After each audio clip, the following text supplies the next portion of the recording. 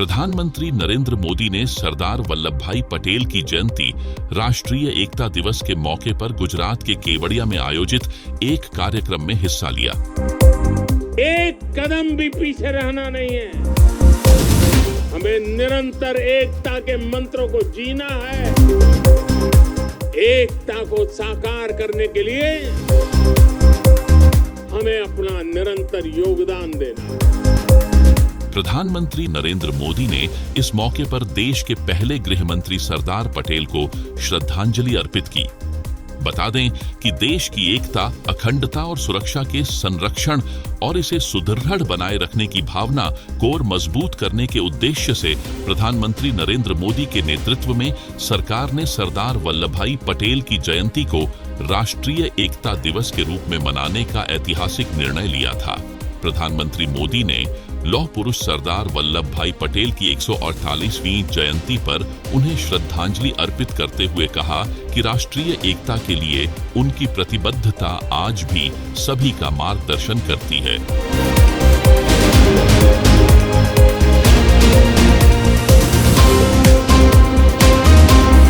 PM Modi ने x पर एक पोस्ट में कहा, सरदार पटेल की जयंती पर हम उनकी अदम्य भावना, दूरदर्शी नेतृत्व और असाधारण समर्पण को याद करते हैं, जिससे उन्होंने हमारे राष्ट्र के भाग्य को आकार दिया। राष्ट्रीय एकता के लिए उनकी प्रतिबद्धता आज भी हमारा मार्गदर्शन करती है। हम हमेशा उनके कर्जदार रहेंगे। देश के पहले गृह मंत्री के रूप में सरदार पटेल देश ने आजादी के बाद भारत के एकीकरण में महत्वपूर्ण भूमिका निभाई थी।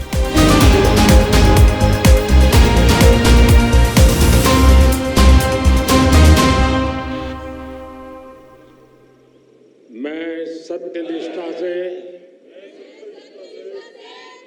शपथ लेता हूं कि मैं राष्ट्र की एकता, अखंडता और सुरक्षा को बनाए रखने के लिए स्वयं को समर्पित करूंगा और अपने देशवासियों के बीच यह संदेश फैलाने का भी भरसक प्रयत्न करूंगा। मैं यह शपथ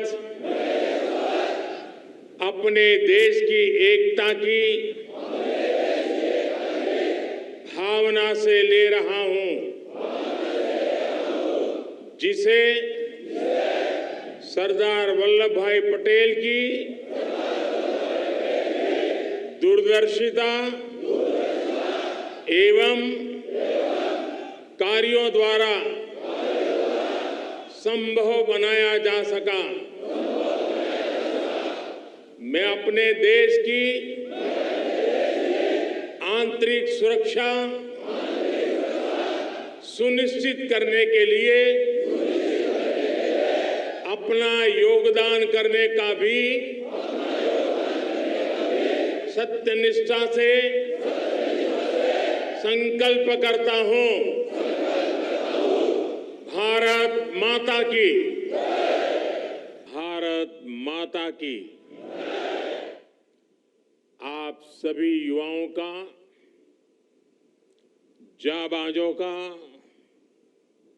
ये उत्साह राष्ट्रीय एकता दिवस की बहुत बड़ी ताकत है। एक तरह से मेरे सामने लघु भारत, मिनी इंडिया का स्वरूप दिख रहा है। राज्य अलग है, भाषा अलग है,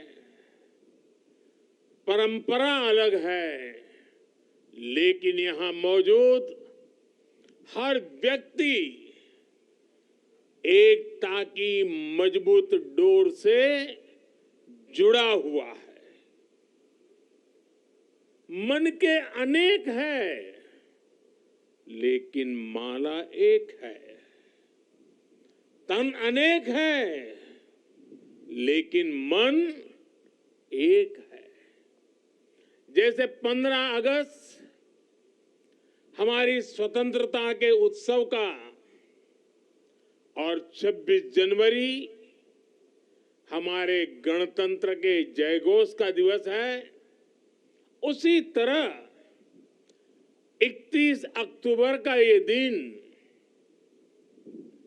देश के कोने कोने में राष्ट्रीयता के संचार का पर्व बन गया है। 15 अगस्त को दिल्ली के लाल किले पर होने वाला आयोजन, 26 जनवरी को दिल्ली के कर्तव्य पथ पर परेड और 31 अक्टूबर को स्टैच्यू ऑफ यूनिटी के सानिध्य में मां नर्मदा के तट पर राष्ट्रीय एकता दिवस का ये मुख्य कार्यक्रम राष्ट्र उत्थान की त्रिशक्ति बन गए हैं। आज यहां पर जो परेड हुई, जो कार्यक्रम प्रस्तुत किए गए, उन्होंने हर किसी को अभिभूत किया है। एकता नगर में आने वालों को सिर्फ इस भव्य प्रतिमा के ही दर्शन नहीं होते, उसे सरदार साहब के जीवन, उनके त्याग और एक भारत के निर्माण में उनके योगदान की झलक भी मिलती है। इस प्रतिमा के निर्माण गाथा में ही एक भारत श्रेष्ठ भारत की भावना का प्रतिबिंब है। इसके निर्माण के लिए देश के कोने कोने से किसानों ने खेती के औजार दिए, लौह पुरुष की प्रतिमा के लिए लोहा दिया, देश के कोने कोने से मिट्टी लाकर यहां वॉल ऑफ यूनिटी का निर्माण हुआ। ये कितनी बड़ी प्रेरणा है। इसी प्रेरणा से ओतप्रोत करोड़ों की संख्या में देशवासी इस आयोजन से जुड़े हुए हैं। लाखों लोग देश भर में रन फॉर यूनिटी में हिस्सा ले रहे हैं।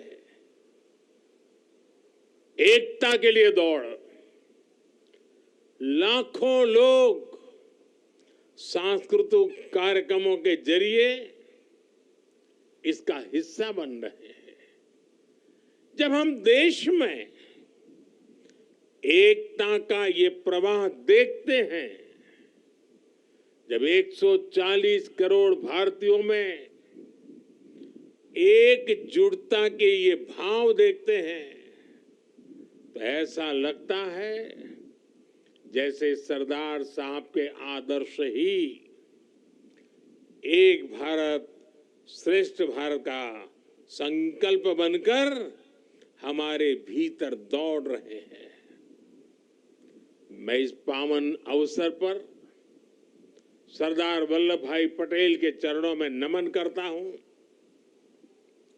मैं सभी देशवासियों को राष्ट्रीय एकता दिवस की अनेक अनेक शुभकामनाएं देता हूं। मेरे परिवारजनों, आने वाले 25 साल भारत के लिए इस शताब्दी के सबसे महत्वपूर्ण 25 साल है।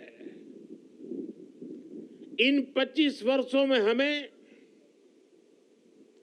अपने इस भारत को समृद्ध बनाना है, हमारे भारत को विकसित बनाना है। आजादी के पहले 25 साल का एक ऐसा कालखंड आया था पिछली शताब्दी में, जिसमें हर देशवासी ने स्वतंत्र भारत के लिए खुद को खपा दिया था। अब समृद्ध भारत के लिए वैसे ही अगले 25 वर्ष का अमृतकाल हमारे सामने आया है, अवसर बन के आया है। हमें सरदार पटेल की प्रेरणा से हर लक्ष्य को हासिल करना है। आज पूरी दुनिया भारत को देख रही है। आज भारत उपलब्धियों के नए शिखर पर है। G20 में भारत के सामर्थ्य को देखकर दुनिया हैरान हो गई है। हमें गर्व है कि हम विश्व के सबसे बड़े लोकतंत्र की साख को नई ऊंचाई पर ले जा रहे हैं। हमें गर्व है कि अनेक वैश्विक संकटों के बीच हमारी सीमाएं सुरक्षित है। हमें गर्व है कि अगले कुछ वर्षों में हम दुनिया की तीसरी सबसे बड़ी आर्थिक शक्ति बनने जा रहे हैं। हमें गर्व है कि आज भारत चांद पर वहां पहुंचा है जहां दुनिया का कोई देश नहीं पहुंच पाया। हमें गर्व है कि आज भारत तेजस फाइटर प्लेन से लेकर INS विक्रांत तक खुद बना रहा है। हमें गर्व है कि आज भारत हमारे प्रोफेशनल्स दुनिया की अरबों खरबों डॉलर की कंपनियों को चला रहे हैं, नेतृत्व कर रहे हैं। हमें गर्व है कि आज दुनिया के बड़े बड़े स्पोर्ट्स इवेंट्स में तिरंगे की शान लगातार बढ़ रही है। हमें गर्व है कि देश के युवा बेटे बेटियां रिकॉर्ड संख्या में मेडल्स जीत रहे हैं। साथियों, इस अमृत काल में भारत ने गुलामी की मानसिकता को त्याग कर आगे बढ़ने का संकल्प लिया है। हम विकास भी कर रहे हैं और अपनी विरासत का संरक्षण भी कर रहे हैं। भारत ने अपनी नौसेना के ध्वज पर लगे गुलामी के निशान को हटा दिया है। गुलामी के दौर में बनाए गए जरूरी कानूनों को भी हटाया जा रहा है। IPC की जगह भी भारतीय न्याय संहिता लाई जा रही है। इंडिया गेट पर जहां कभी विदेशी सत्ता के प्रतिनिधि की प्रतिमा थी, अब नेताजी सुभाष की प्रतिमा हमें प्रेरणा दे रही है। साथियों, आज ऐसा कोई लक्ष्य नहीं है जो भारत पा न सके। ऐसा कोई संकल्प नहीं है जो हम भारतवासी मिलकर सिद्ध ना कर सके। बीते 9 वर्षों में देश ने देखा है कि जब सबका प्रयास होता है तो असंभव कुछ भी नहीं होता है। किसने सोचा था कि कभी कश्मीर आर्टिकल 370 से मुक्त भी हो सकता है। लेकिन आज कश्मीर और देश के बीच आर्टिकल 370 की वो दीवार गिर चुकी है। सरदार साहब जहां भी होंगे सबसे ज्यादा प्रसन्नता अनुभव करते होंगे और हम सबको आशीर्वाद देते होंगे। आज कश्मीर के मेरे भाई बहन आतंकवाद के साए से बाहर आकर खुली हवा में सांस ले रहे हैं, देश के विकास में कदम से कदम मिलाकर चल रहे हैं। यहां जो मेरे एक तरफ सरदार सरोवर बांध है, वो भी 5-6 दशक से लटका हुआ था। सबके प्रयास से इस बांध का काम भी बीते कुछ ही वर्षों में पूरा हुआ है। साथियों, संकल्प से सिद्धि का एक बहुत बड़ा उदाहरण हमारा ये एकता नगर भी है। 10-15 वर्ष पहले किसी ने सोचा भी नहीं था कि केवड़िया इतना बदल जाएगा। आज एकता नगर की पहचान ग्लोबल ग्रीन सिटी के तौर पर हो रही है। यही वो शहर है जहां से दुनिया भर के देशों का ध्यान खींचने वाले मिशन लाइफ की शुरुआत हुई थी। जब भी मैं यहां आता हूं, इसका आकर्षण और बढ़ा हुआ दिखता हूं। रिवर राफ्टिंग, एकता क्रूज, एकता नर्सरी, एकता मॉल, आरोग्य वन, कैक्टस और बटरफ्लाई गार्डन, जंगल सफारी, मियावाकी फॉरेस्ट, मेज गार्डन, यहां पर्यटकों को बहुत आकर्षित कर रहे हैं। पिछले 6 महीने में ही यहां 1.5 लाख से ज्यादा पेड़ लगाए गए हैं। सोलर पावर जनरेशन में, सिटी गैस डिस्ट्रीब्यूशन में भी एकता नगर बहुत आगे चल रहा है। आज यहां एक स्पेशल हेरिटेज ट्रेन का एक नया आकर्षण भी जुड़ने जा रहा है।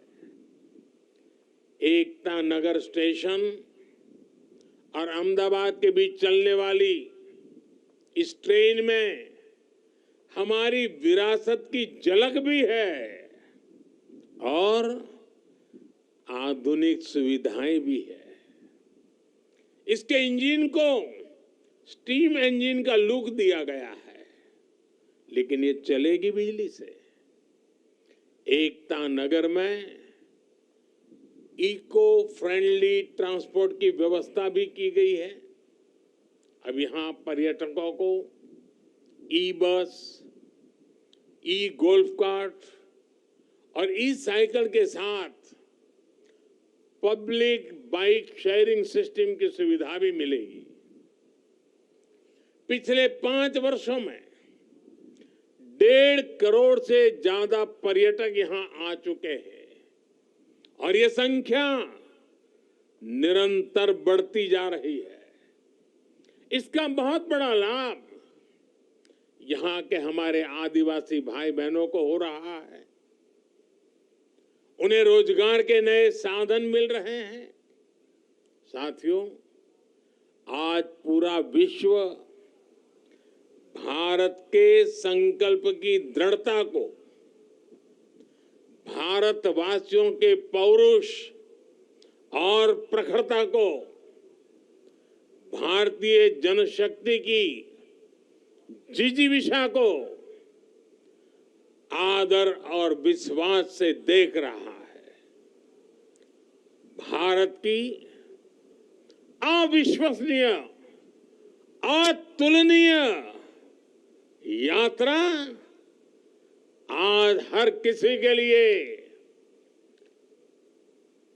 प्रेरणा का केंद्र बन चुकी है। लेकिन मेरे प्यारे देशवासियों,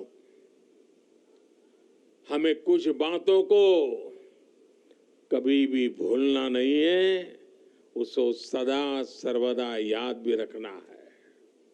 मैं आज राष्ट्रीय एकता दिवस पर प्रत्येक देशवासी से इस बारे में मेरे मन के भाव आज उनके सामने मैं प्रकट करना चाहता हूं। आज पूरी दुनिया में उथल पुथल मची हुई है। कोरोना के बाद से कई देशों की अर्थव्यवस्था की हालत चरमरा गई है, बहुत खराब है। बहुत सारे देश 30-40 सालों की सबसे ज्यादा महंगाई से आज जूझ रहे हैं। उन देशों में बेरोजगारी लगातार बढ़ रही है। ऐसी परिस्थिति में भी भारत दुनिया में अपना परचम लहरा रहा है। हम एक के बाद एक चुनौतियों को पार करते हुए लगातार आगे बढ़ रहे हैं। हमने नए रिकॉर्ड बनाए हैं, हमने नए पैमाने भी बनाए हैं। पिछले 9 साल में देश जिन नीतियों और निर्णयों के साथ आगे बढ़ा है, उसका प्रभाव भी आज जीवन के हर क्षेत्र में देख रहे हैं। भारत में गरीबी कम हो रही है। 5 वर्ष में 13.5 करोड़ से ज्यादा लोग गरीबी से बाहर आए हैं। हमें विश्वास मिला है कि हम देश से गरीबी को खत्म कर सकते हैं और हमें इसी दिशा में निरंतर आगे बढ़ते ही रहना है। और इसलिए प्रत्येक भारतवासी के लिए ये समय बहुत महत्वपूर्ण है। किसी को भी ऐसा कोई काम नहीं करना है जिससे देश की स्थिरता पर आंच आए। हमारे कदम भटकने से हम लक्ष्य से भी भटक जाएंगे। जिस परिश्रम से 140 करोड़ भारतीय देश को विकास के पथ पर लेकर आए हैं, वो कभी भी व्यर्थ नहीं होना चाहिए। हमें भविष्य को ध्यान में रखना है और अपने संकल्पों पर डटे रहना है। मेरे देशवासियों, देश के पहले गृह मंत्री होने के नाते सरदार पटेल देश की आंतरिक सुरक्षा को लेकर बहुत सख्त रहते थे। लोह पुरुष थे ना।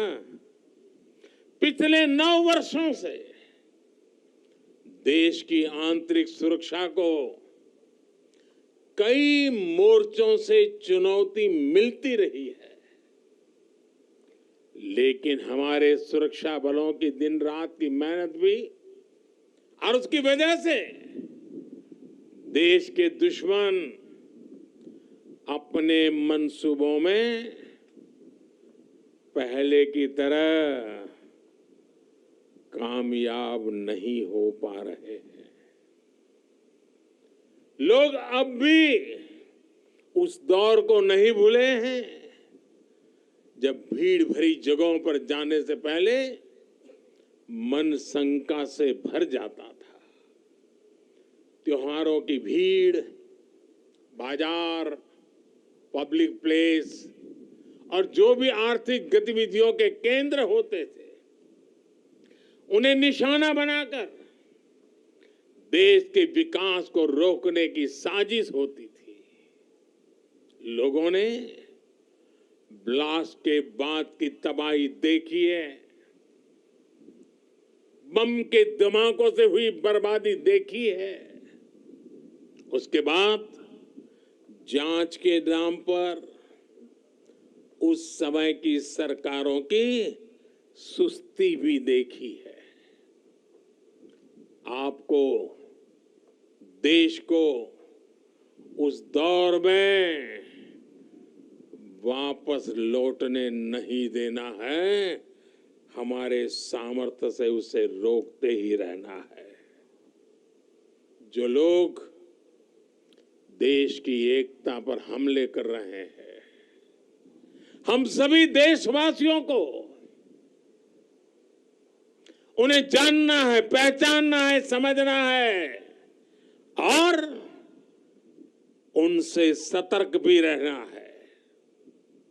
साथियों, देश की एकता के रास्ते में, हमारी विकास यात्रा में सबसे बड़ी रुकावट है तुष्टीकरण की राजनीति। भारत के बीते कई दशक साक्षी हैं कि तुष्टीकरण करने वालों को आतंकवाद, उसकी भयानकता, उसकी विकरालता कभी दिखाई नहीं देता। तुष्टीकरण करने वालों को मानवता के दुश्मनों के साथ खड़े होने में संकोच नहीं हो रहा है। वो आतंकी गतिविधियों की जांच में कोताही करते हैं, वो देश विरोधी तत्वों पर सख्ती करने से बचते हैं। तुष्टीकरण की सोच इतनी खतरनाक है कि वो आतंकियों को बचाने के लिए अदालत तक पहुंच जाती है। ऐसी सोच से किसी समाज का भला नहीं हो सकता। इससे कभी देश का भी भला नहीं हो सकता। एकता को खतरे में डालने वाली ऐसी सोच से हर पल, हर समय देश के हर कोने में हर देशवासी को सावधान रहना ही है। मेरे प्यारे देशवासियों, अभी देश में चुनाव का भी माहौल बना हुआ है। राज्यों में चुनाव की प्रक्रिया चल ही रही है और अगले साल लोकसभा के भी चुनाव होने वाले हैं। आपने देखा होगा कि देश में एक बहुत बड़ा पॉलिटिकल धड़ा ऐसा है जिसे सकारात्मक राजनीति का कोई तरीका नहीं दिख रहा। दुर्भाग्य से ये पॉलिटिकल धड़ा ऐसे ऐसे हथकंडों को अपना रहा है जो समाज और देश के खिलाफ है। ये धड़ा अपने स्वार्थ के लिए देश की एकता अगर टूटती भी है तो उनके लिए उनका स्वार्थ सर्वोपरि है। इसलिए इन चुनौतियों के बीच आप, मेरे देशवासी, जनता जनार्दन, आपकी भूमिका बहुत महत्वपूर्ण हो गई है। ये लोग देश की एकजुटता पर चोट करके अपना राजनीतिक हित साधना चाहते हैं। देश इनसे सतर्क रहेगा तभी विकास के अपने लक्ष्यों को प्राप्त कर पाएगा। हमें विकसित भारत का लक्ष्य हासिल करने के लिए देश की एकता बनाए रखने का प्रयास एक पल भी छोड़ना नहीं है, एक कदम भी पीछे रहना नहीं है। हमें निरंतर एकता के मंत्रों को जीना है। एकता को साकार करने के लिए हमें अपना निरंतर योगदान देना है। हम जिस भी क्षेत्र में हो, हमें उसमें अपना 100% देना है। आने वाली पीढ़ियों को बेहतर भविष्य देने का केवल यह उत्तम से उत्तम मार्ग है और यही सरदार साहब की हम सभी से अपेक्षा है। साथियों, आज से MyGov पर सरदार साहब से जुड़ी एक राष्ट्रीय प्रतियोगिता भी शुरू हो रही है। सरदार साहब क्विज के माध्यम से देश के युवाओं को उन्हें जानने का और मौका मिलेगा। मेरे परिवारजनों, आज का भारत नया भारत है। हर भारतवासी आज असीम आत्मविश्वास से भरा हुआ है। हमें सुनिश्चित करना है कि आत्मविश्वास बना भी रहे और देश बढ़ता भी रहे। ये भाव बना रहे, ये भव्यता बनी रहे। इसी के साथ मैं एक बार फिर आदरणीय सरदार पटेल को 140 करोड़ देशवासियों की तरफ से विनम्र श्रद्धांजलि देता हूं। हम सब राष्ट्रीय एकता के इस राष्ट्र उत्सव को पूरे उत्साह से मनाएं। जीवन में एकता के मंत्र को जीने की आदत बनाएं। जीवन को हर पल एकता के लिए समर्पित करते रहे। इसी कामना के साथ एक बार फिर आप सभी को ढेर सारी बधाई। भारत माता की, भारत माता की, भारत माता की। बहुत बहुत धन्यवाद।